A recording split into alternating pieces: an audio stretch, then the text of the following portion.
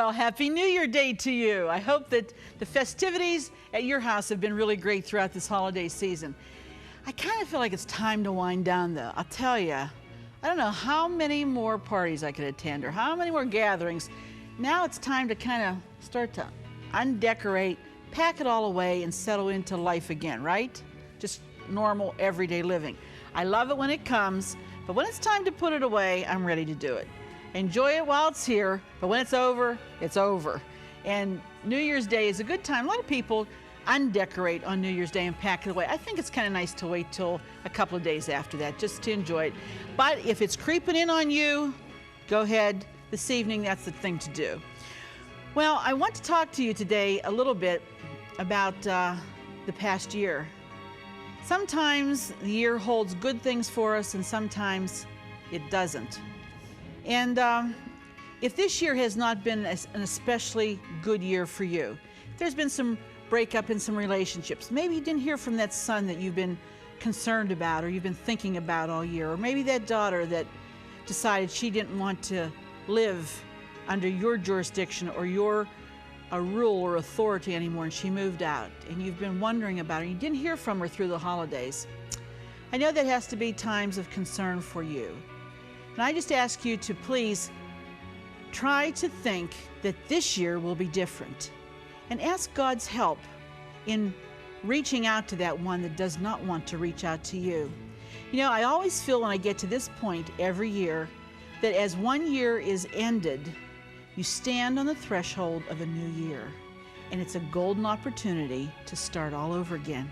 I think that's why God made it that way. I think that's why there's a beginning of a year and an ending of a year, and a beginning and an ending.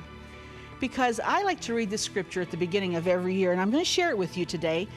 It's from the Bible, from Philippians. That's a book in the New Testament, chapter 3, verse 13 and 14. And this is what it says, and this is what I hold in my heart that helps me to make it through the old year passing and the new year beginning. And it says, "But this one thing I do, forgetting those things which are behind, and reaching forth unto those things which are before, I press toward the mark for the prize of the high calling of God in Christ Jesus." It says it all, doesn't it? Forgetting those things, the disappointments of last year, things that you can't do anything about. You just have to leave them with the Lord. But here's a new year. You forget the old ones and you reach forth. Boy, God, this is the year that my son and I, our relationship's going to be restored. Or this is the time, in the next couple of months, I know that something's going to happen, that husband's going to come back home, or my kids are going to be restored. Or a broken relationship with maybe you and your church, or you and your workplace. Press forward, look and reach toward that goal for the new year. And above all else, it's important to keep the Lord Jesus Christ in your heart and in the center of your relationship. Well, we're going to get started with our New Year's Day dinner, a traditional dinner. Now, when I say New Year's Day food, what do you think of? You're right, sauerkraut. We're going to fix it a real good, quick, easy, tasty way in just a minute. But I want you to listen to this resolution that I think would be good for you and I both to follow. We'll be back in just a minute.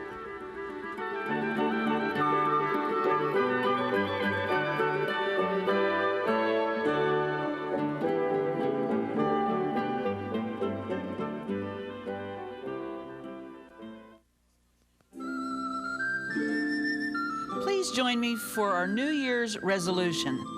As we begin the new year with God's help, we resolve to set our priorities in proper order, developing our relationship first with God, then with our families, and finally with our friends.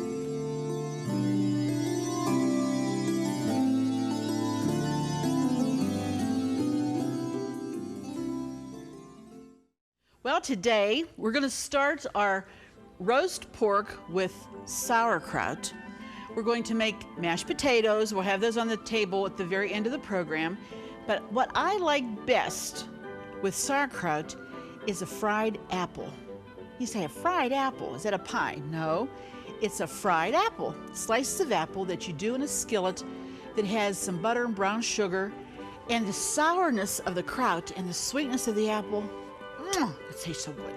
We also are going to do a corn pudding that we're going to bake in the oven, and a really nice light dessert, because I think we're tired of the cookies, tired of the pies, tired of the cakes, tired of the candy. Let's just go for something fruitful and light. Well, that's what our dessert's going to be today. First, I'm going to get started because we want this to get in the oven and get baking. We're going to start with our corn pudding. And you want to preheat your oven to 350 degrees. Grease your casserole like we have greased here. Set that aside.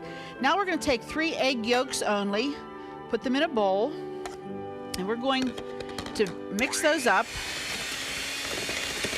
And we're going to add a tablespoon of cornstarch,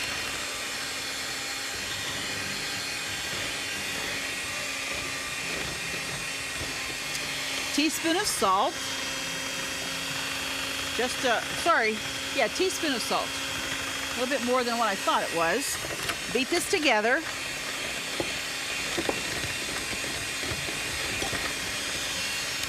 Slow it down here for a minute. We're going to add 1 large can of whole kernel corn. Right there. Just going to mix that in there. Like this. And some melted. We need to melt our butter in our pan here, in our saucepan. And we're going to mix this together. You separated your eggs, and your egg whites need to be stiffly beaten too. To this, we're going to add a cup of milk also. While we're waiting for our butter to melt, we'll go ahead and mix this up. I love corn pudding. And you know, there's all kinds of recipes. Some are hard and some are easy, and you think, oh my goodness. Which is the best? Well, I think the best is whatever you can make and do it well. Get some more of that cornstarch out of there because it's important, because that's what's going to thicken it. It's important to follow the directions as closely as you can when it comes to something like this, because if you don't make it right, it's not going to taste good. And we're melting our butter, and you say, well, do you need to use butter? Well, you can use oleo, but butter tastes better. And from what I'm understanding, the study is that it's better to use butter than the oleo now, because your body cannot digest the process that they put the oleo through. It lays like a wad of gum in your system, and it's hard for you to digest it. So that's just another point. And I know that at the beginning of the year, we're all thinking about dieting and going on that infamous New Year's resolution to lose those pounds. And it is something we need to certainly need to think about, cutting out fats and cutting out sugars and the starches. And I think everybody, I don't care if you're as thin as a pencil, if you eat a lot of junk food, you eat a lot of that type of thing, you need to be thinking about eating the proper foods more than just because you're thin and you can get away with it. You got a high metabolism. I think it's important to eat the proper foods. Let me get rid of these because we're not going to use them anymore. Now we're going to fold in our egg whites, and I like to do that with a spatula. These should be nice and dry, and they are. And you know, to fold, you just up and down, fold them like that. I have a feeling we should have drained that corn, but we didn't. Let's see what happens, okay? That's what I like. I like to do stuff that I don't know what the outcome is going to be. And we'll all find out together, right? I think so too.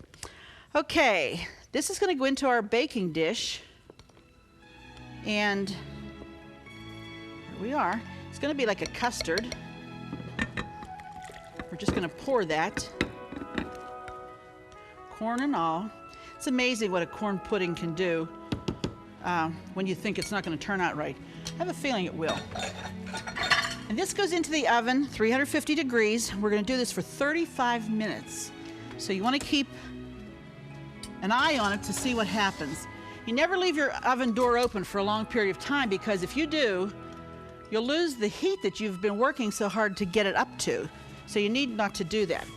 All right, now I'm going to show you the first thing what we're going to do with our apples. These are just about 6 or 8 Macintosh apples. I'm using Macintosh because I like the way they cook up. And we're going to put them in a skillet. Don't slice them up quite as thin as you would for, say, like an apple pie. Have them a little on the thicker side because you want these just to steam through. And I'm going to add a little bit of water to them. Not too much, but they need to get cooking because you want to soften them. And then we're going to make them, fry them after they soften. Well, the crown of this whole meal is our roast pork with sauerkraut. That's a tradition. That's one that since ever I can remember we've been doing, is every New Year's Day you had to have that sauerkraut. Not so much I'm superstitious, and I think it's just fun to have traditions. And if you don't have any with your family, it might be fun to come up with something new and different for the new year. Basically what we're going to do is this is a wonderful pork roast. You can see it's nice fatty. This is the loin end. That means it's got more good meaty part to it. You can see on the back. If this is the bone here and you want to slice this down, have them crack the bone in the back because they can do that for you. The butcher will do it. But you want to roast this with the bone end down. Keep this little bit of the fat that's on the top. That's going to flavor the meat so it doesn't dry out. And basically, you just want to put it in the pot in your Dutch oven. And I take my 2-pound bag. Now, whatever you do not, read my lips, do not buy sauerkraut in a can. To me, it picks up the flavor of the can. And I know that they process it and all that, but it still does. Now, some people, if you don't like real sour sauerkraut, you drain this juice that's coming out of this bag off and rinse your sauerkraut. If you do that, then you don't have to follow the next step that I'm going to tell you about. But if you like it a little on the tart side, like I do, then just dump the whole bag right in on top of your roast. Okay.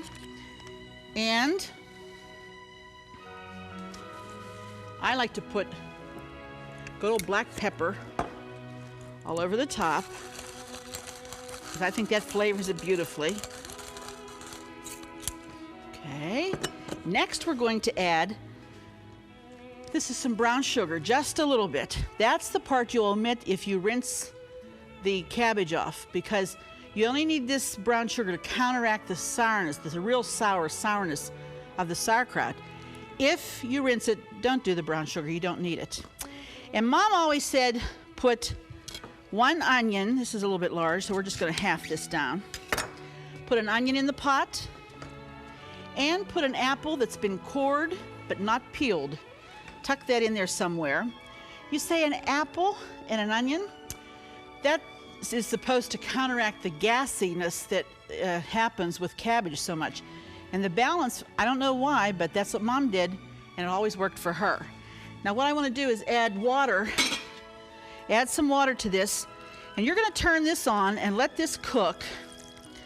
I'd start it on a higher flame, or you can roast it in the oven, whatever you want to do. Either way is fine. But start it, and when it starts to cook, reduce it and just let it simmer if you do it on top of the stove. If you do it in the oven, start it at 375. When it gets cooking, reduce it to about 350. Let it go for about 2 hours. To me, you cannot overcook pork.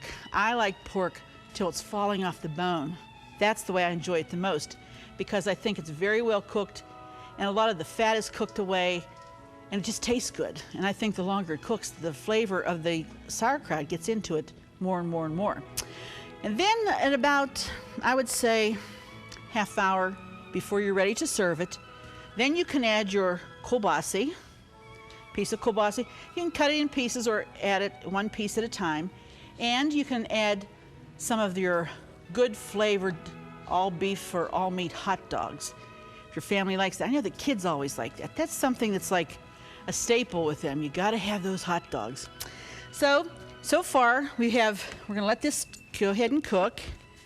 And remember, don't put the brown sugar if you rinse off the sauerkraut. You don't need to. Let me check and see what our apples are doing over here. They're cooking very well. And you can see, boy, you can smell. It smells so good here. It smells great. These don't take long to cook as far as cooking up. You don't want them to be mushy. You certainly don't want them to be like they would be with applesauce because it's too far done then. These are just about there. And what you'll do when they get soft is you're going to strain or drain the juice that's left. Sometimes if you just get it right, the juice will dry up and then you can go on with the next step, but you can drain it off if you have to. And when we're almost there, I'll be doing that. Just go to ctvn.org/at-home to get all the recipes from today's show for free. That's right, no subscriptions. They're available online at no cost, and more are being added each day. So join us at ctvn.org/at-home to get today's recipes now. Let's see, next we're going to make our dessert. And this is a really very easy dessert. And this needs to refrigerate, so you could even make this a little bit earlier in the day. Let me turn this down just a little bit before there we go. What you do is you can either use Dream Whip or Cool Whip. And what I have done is taken a store purchased, if you have time to bake one, fine, but this is a quick dessert. So I took a store purchased angel food cake, cut it up in little chunks, just like this, and layered it into my parfait glasses. And what I'm going to take now is some of my Cool Whip. You can use Dream Whip if you prefer. Cool Whip is easier. And I'm going to spoon it into a bowl. Now you could make this light because angel food cake is pretty light in calories. And you could use the light Cool Whip if you wanted to. You can use the pineapple that's in its own juice. You drain it very well. And the maraschino cherries you wouldn't have to do if you didn't want to. But I'm going to take my maraschino cherries and the pineapple. I'm going to mix it in with the Cool Whip. They're pretty colors, huh?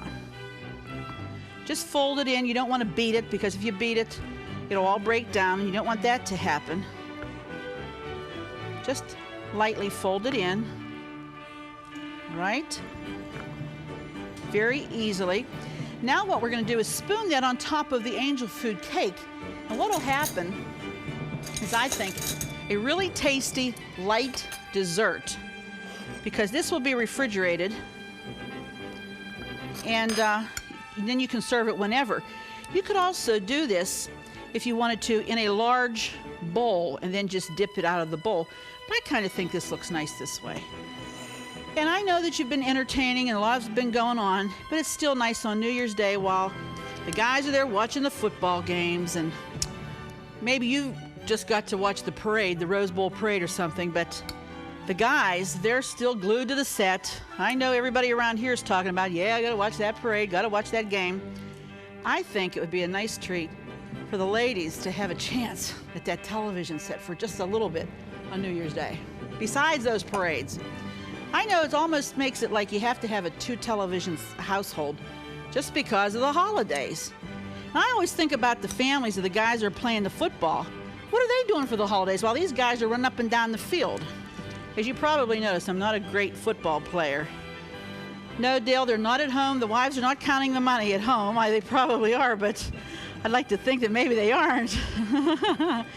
But anyway, I know that these are all traditions, and probably some of your families are, your husband's got the kids and saying to his son, oh, look at this neat play, this guy.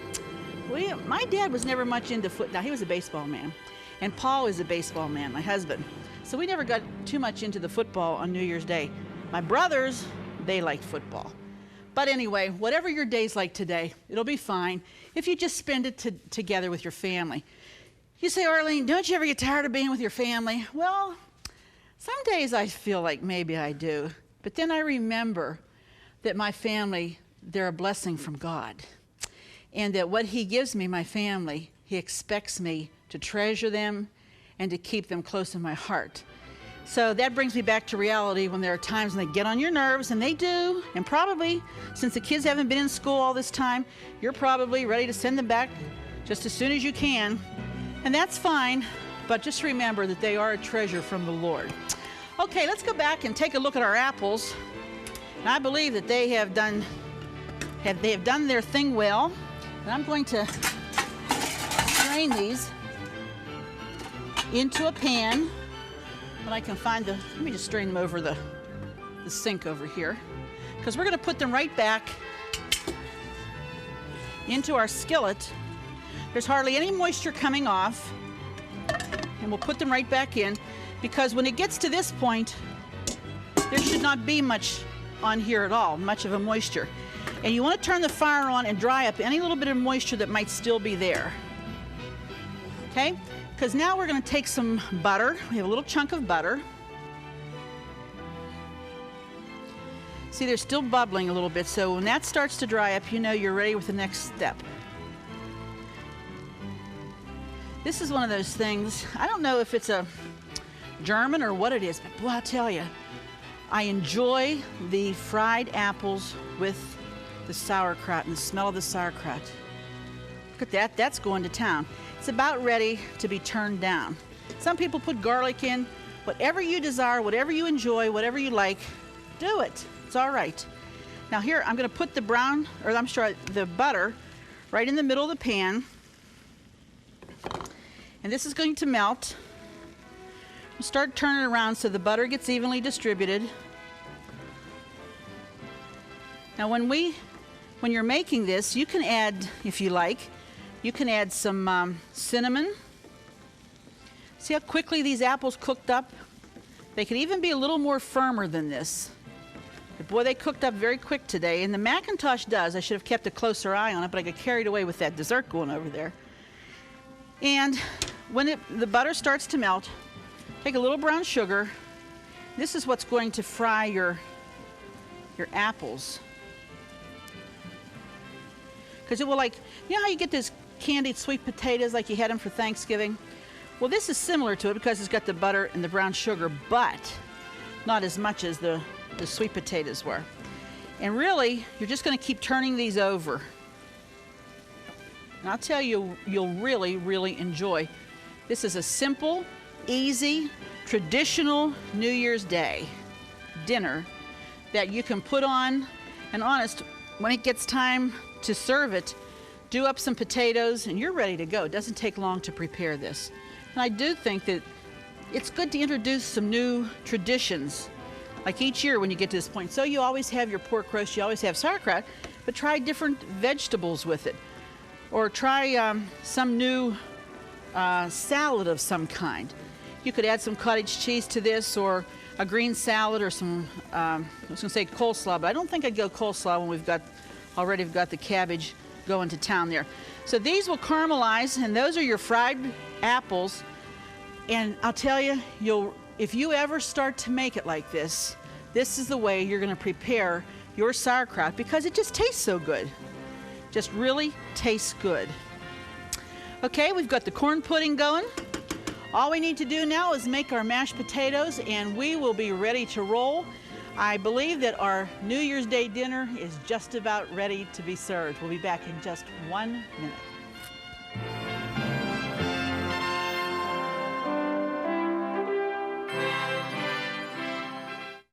Do you love watching At Home with Arlene Williams? Then be sure to check out our new YouTube channel. It's filled with classic episodes from over 20 years of At Home, and more videos are added each day. And don't forget to click the subscribe button so you'll never miss another episode of At Home. Well, here we are sitting at our New Year's Day dinner, and I want to take you on our guided tour like I always do. There at the front is our roast pork with kielbasa, hot dogs, and don't forget to serve that little piece of onion too, because some people like that flavor that's in that onion. You notice how it's really just falling off the bones. It is so tender and so delicious. You're going to want to try that simple, easy recipe. The longer that bakes, the better it gets. At least 2 hours or more, okay? Next to it is the sauerkraut that we have taken from the pan where the roast was. And we added our traditional mashed potatoes. You have to have mashed potatoes when you have sauerkraut and pork. And next to it is our corn pudding, golden brown on top with bits of corn, delicious, and a nice accompaniment to the sauerkraut and pork. There's the fried apples that you're going to enjoy. Take a little taste of that and a little taste of the sauerkraut together. What a good accompanying flavor. I mean, you're going to enjoy it. And here is our crowning glory, a very light but very, very tasty dessert. our cherry pineapple dessert. And I think it's pretty when you put them in the little dishes, or you can do it in a large bowl and serve it from there. And I think it's nice to have a little centerpiece of maybe some streamers and a nice little candle. You kind of want to tone down maybe the holiday, Christmas holiday part of it, and just come in with something that's kind of neutral in color, just for a change. Well, I hope you've enjoyed our special programming during the holidays, and I hope that you took seriously the resolution that we talked about earlier in the program. That's what I'm going to resolve this year. Put God first, put my family second, and put my friends last. So be sure to join us the next time, because it'll be the first part of January and it wouldn't be the same without you. We'll see you then. Happy New Year. Don't forget to click the subscribe button so you'll never miss another episode of At Home. Thank you for watching. Fresh produce provided by Jordan Banana, wholesalers of fresh fruit and vegetables in Dravosburg, PA. Cookware provided by Woolies. Your favorite gourmet deserves the best for less from Woolly Balcony Cookware. Groceries provided by Foodland, where the answer is always yes. Cornerstone Television wishes to thank all our faithful viewers whose consistent prayers and financial support have made this program possible.